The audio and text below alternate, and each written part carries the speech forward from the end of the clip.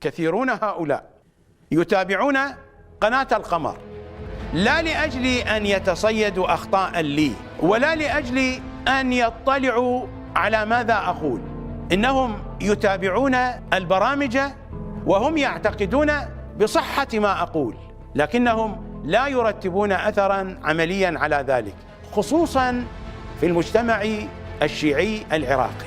هذه طبيعة العراقيين، يسمعون الحقائق ويقبلونها لكنهم يقفزون عليها، لا يعبؤون بها ولا يرتبون عليها أثراً. يا ليتهم يكذبونها، يا ليتهم ينكرونها، ربما يجدون لأنفسهم عذراً في ذلك. إنهم يصدقونها ويقبلونها ويقولون هذا هو الحق وهذا هو الصدق، لكنهم في حياتهم اليومية والعملية لا يرتبون أثراً على تلك الحقائق.